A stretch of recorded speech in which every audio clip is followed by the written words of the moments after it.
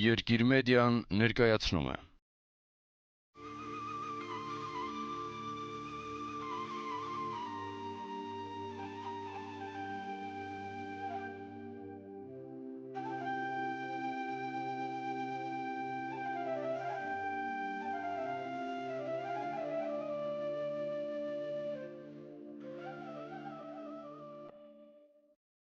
Ես ծնվել եմ Լոռի 1935-ին։ Այդ և հետագա 20 անգամ 30 տարիների գյուղը մեր և հների միջև շատ ավելի Թումանյանի, Տոլստոյի, Քսենոփոնի ժամանակներին էր մոտ, քան մեր այսօրվան։ Մաճ եմ բռնել, խոտ հնձել, կովծնեցրել, պատված դրել։ Հրանտ Մաթևոսյան։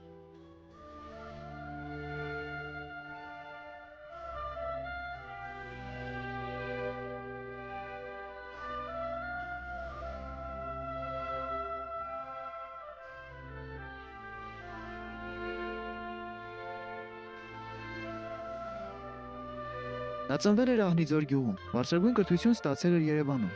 այնուհետև ուսումը շարունակել Մոսկվայում։ Նրա Ահնիձոր ակնարկը ժամանակին մեծ աղմուկ բարձրացրեց։ Երիտասարդ արձակագիրը հանդգնել էր խորհրդային կոչվող իրականության ճշմարիտ պատկերը մարմնավորել։ Ամսագրի համապատասխան համարը արգելվեց, իսկ խմբագիրը պատժվեց։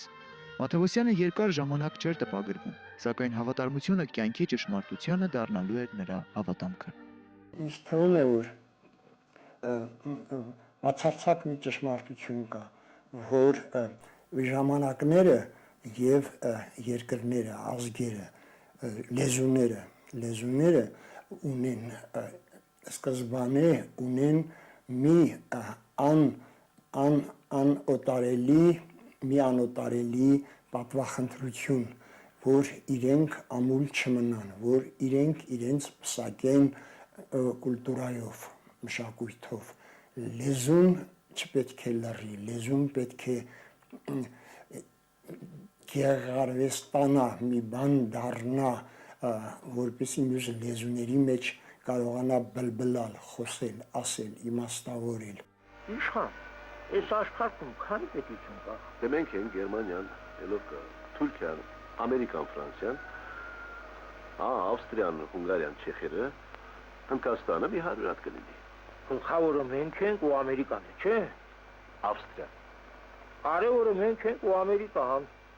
Ավստրիան մանր երկիր է, մանրերի գործը հեշտ է։ Մեղքս մեզ է գալիս, մեկ էլ Ամերիկային։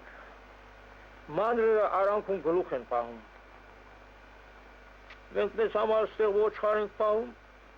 են խես Քենեդին ինչի սպանեցին։ Ցավդ կտրել է։ Եթե Չարենցը, եթե Սարյանը, եթե մեր մյուս արժանավոր անունները ելել են թումանյանական ժամանակների ընդերքից, ուրեմն նաև եկող ժամանակներում մեր ժամանակների, իմ ժամանակի ընդերքից նույնպես կբարձրանան մարդիկ, ովքեր եւ կողմնակի վկայությունը կլինեն իմ ժամանակի եւ նաեւ իրենց ժամանակի պսակը կլինի։ Հրանտ Մաթևոսյանը ուներ գրողի իր դավանանքը։ Ուզում էր նոր մի հովիտ փռել եւ այն բնակեցնել նոր մարդկանցով ու կենդանիներով։ Այդ ամենը կարծես թե նրան հաջողվում էր։ Ծմակուտ մի գյուղում մի երկու բնակիչ ու կենդանի արդեն ուներ։ Ասում էր. շատերն իմ հիշողության գյուղից են գալիս։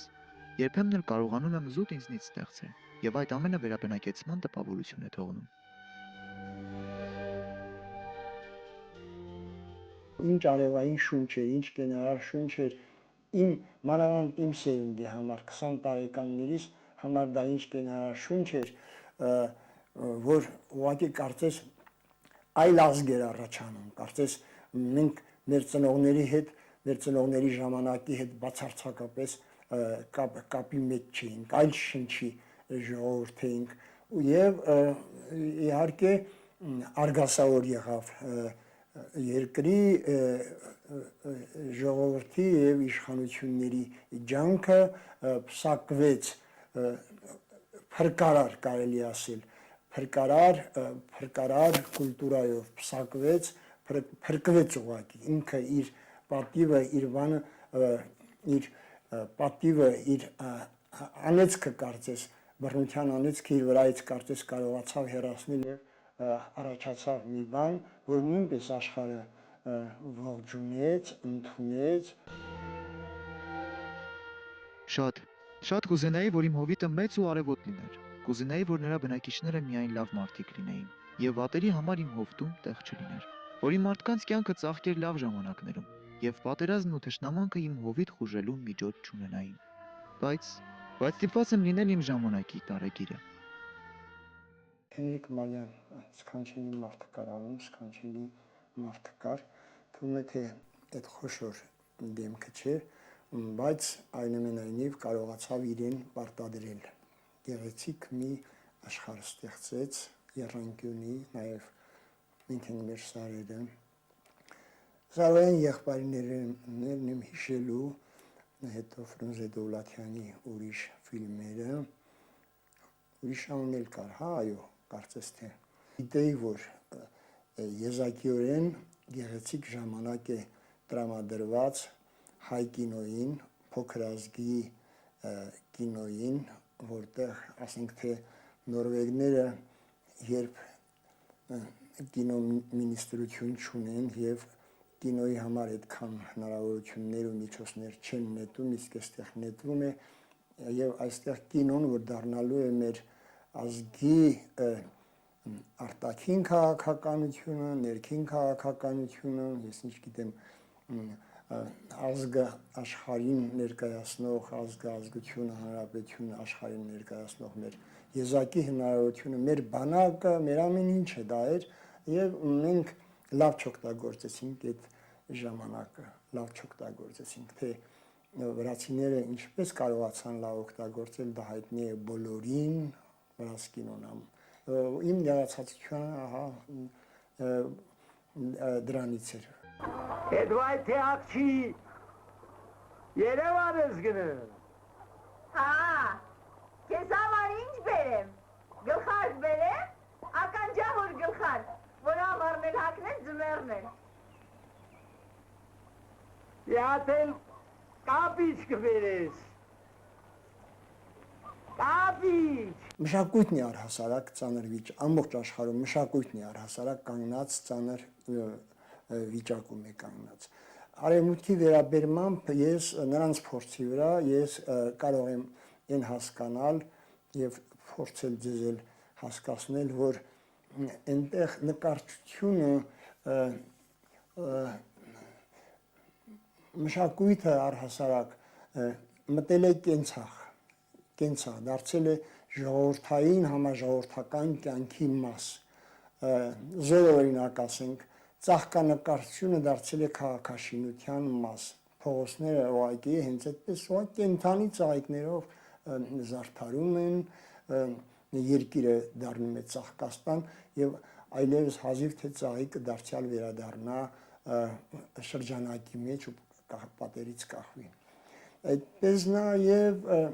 երաշխիքն է այդպես կարծես թե իր դասական ֆորմերից զրկվել ու դարձել է մարդկային կեցության ատրիբուտի օրերից մեկը, հարկ չկա կարծես թե անպայման սրահները գնալ, որպեսզի իրենց Բեթհովենին, իրենց Բախին, եկեղեցի գնալ, որ իրենց Բախին լսեն եւ հա դարձել է դարձյալ մարդկային օրվա մի բաղադրիչը եւ այդպես նաեւ գիրքը հաստորեն գրքից նրանք խլել են այդ գրքի այդ սքանչելի հնարավորությունները, չնայած իրենք ներգործուն զորությամբ երբեք հավասարներ չեն, գիրքը այլ բան է, գիրքը այլ մեծ բան է, մյուսները մեծ, բայց նրանք իրենց գրքից իրենց այդ գրքի հետ զորությունը խլել են, բայց նաև գրքի հետ հավասար մի քիչ հայտնվել են out վիճակում, խաղից դուրս վիճակում են։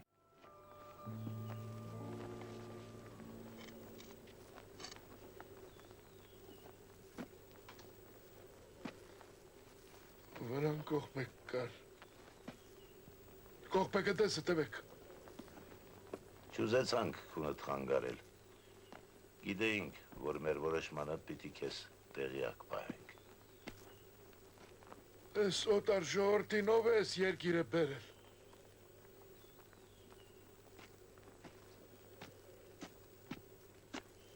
Ես եզով է։ Դու։ Ես ուսերին ես մեծացել։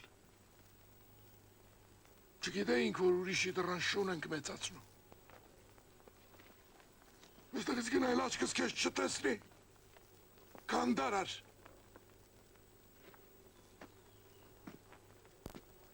Եզը չենք, ցուլ ենք, բուղա։ Ձեր նախիրը լավ իմացեք։ Ծացի չիր։ Ոնց բարձրացել ես այնպես էլի չիր։ Մեռած ենք, բայց այնքան էլ մեռած չենք։ Ախր որոշում կա, օրենքով է։ Այս երկրում առանց համապատասխան իրավունքի։ Գիտես, որ կուտեսքը մեզ խելագար է դարձնում, ամեն անգամ գալիս տնկվում ես։ Էդ արդեն խոսք չունես։ Ես էլ քո երկրացին է ու քեզնից սերված։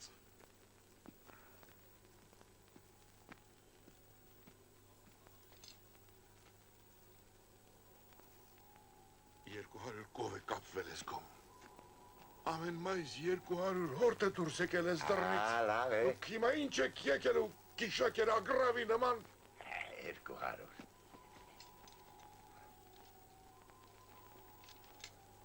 220,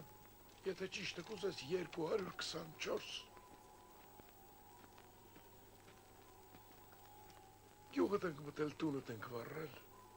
մորդ ենք թարսնայել մատաղ, որ այդպես թշնամու նման եք մտիկանում։ Այսօրվա հայ հանդիսականը, հայ մարդը այն օրերում, այն հիանալի օրերում ստեղծված իր կինոդարակը ունենար մի 15-20 լավ ֆիլմի աղքատությունը գիտեմ, երկրի աղքատությունը գիտեմ եւ գիտեմ, որ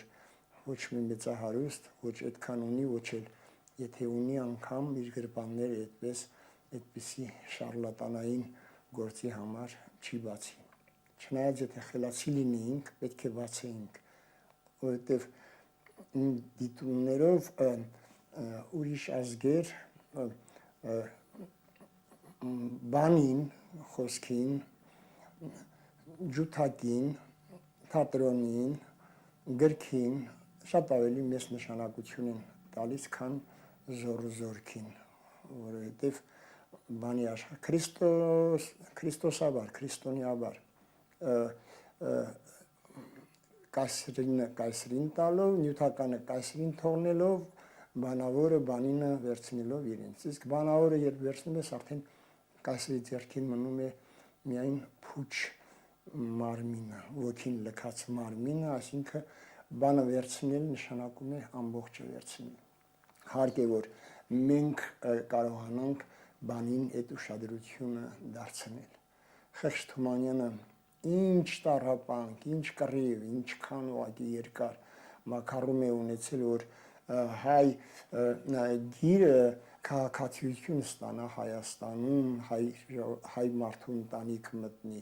Այդպես էլ է, այս մակարման անհրաժեշտության առջև դեռ այսօր մենք կանգնած ենք, որ յուրաքանչյուրի գիտակցություն, Մանթաշովի գիտակցություն մտցնենք, այն որ շատ կարևորը կինոն է, շատ կարևորը մամուլն է, շատ կարևորը գիրքն է, բանի աշխարհն է։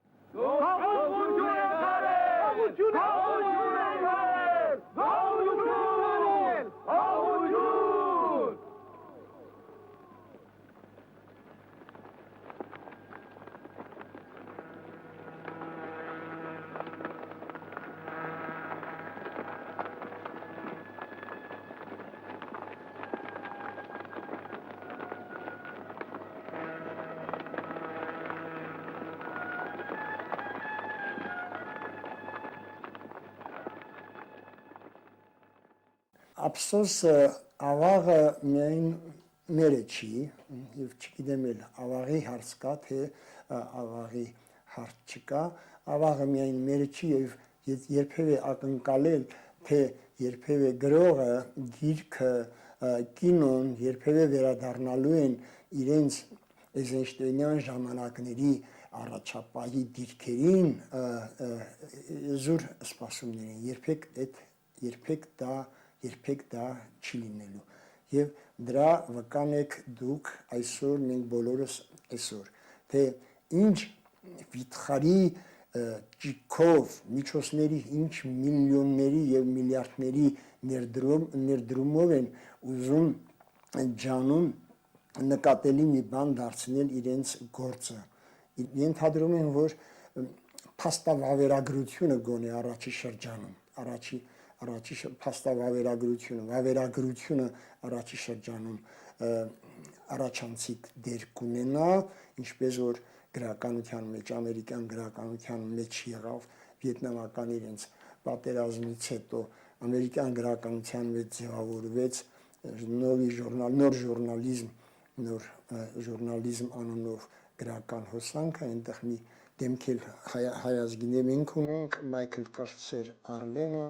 Նորման Մեյլերը եղավ դրանց առաջատարներից եւ ուրիշներ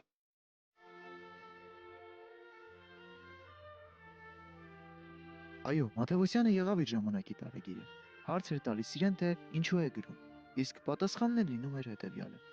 Ճշմարտությանը մոտ էր լինելու, եթե ասեի, չգիտեմ ինչու եմ գրում։ Աստծու որևէ արարած, եթե կարողանա ասել, թե ինքն ինչու է ծաղիկ, գալ մարդ ձի կամ նկար, այդպես էլ գրողը կասի, թե ինքն ինչու է գրում։ Ես իմ մասին միայն գիտեմ, որ այսինչ տարիքի հայ եմ, գրում եմ։ Իմ խոսքը երբեմն ինձ գոհացնում է։ Ահա Իրենց անցյալն ու ապագան նրանք ծրագրում են, այնինչ մեր վարքը օտար ձիու պես մեր տակից փախչում է։ Ուզում եմ ճշմարիտ վերծանողը լինել նրանց ճակատագրի, ովքեր անհատականություն են, բայց կորուստների ու նվաճումների ամփոփագիր են մտնում որպես անդեմ անանուն անցավ սոսկական միավոր։ Տարեգիրներն իրենց ժամանակին երկրի գլխատման պատմությունը մատենագրել են։ Ես ջանում եմ վկայել իմ ժամանակի հայոց տան ազնվականությունը։ Պարուս Սևակի շատ դիպուկ գնահատականը կա Թեյնիկն է երգում ինչ որ եղանակ որ Բեթհովենին պատիվ կբերեր ձմռան եղյամած պատուհաններին մի Ռեմբրանտյան փորագիր նկար Շեքսպիրին է կյանքը ձեռառնում իր ողբերգական դրամաներով իսկ մենք ես ու դու արվեստ ենք խաղում եւ մի այնպիսի համոզվածությամբ որ Սերվանտեսի հերոսն էլ չուներ իրականությունը արդեն դեռ այն ժամանակ բարուրներ նկատում իրականությունը այդ մեծ արվեստն է եւ մեր թույլ գրիչների մեր կարճատեսի մեր հայացքների մեր թույլ վրցինները մեր կարճատեսի մեր հայացքը չեն կարողանում ընդգրկել այն ողբերգականը խորը մեծը համաշխարհայինը խորքայինը կոսմիկականը որ իրականությունը կա իրականությունը մեր մշակույթից մեր կուլտուրայից խուսափում է այս մեր թուլության պատճառով մեր թևերը չեն կարողանում ընդգրկել կյանքը իր ամբողջությամբ իր խորությամբ իր ընթացքի արագությամբ իր հեղափոխականությամբ դա իհարկե անպայման կպատժի մեզ եւ կկործանվի բոլոր խեղճ կրակ փորձերը որոնք մշակույթ են ձևացնում բայց մշակույթ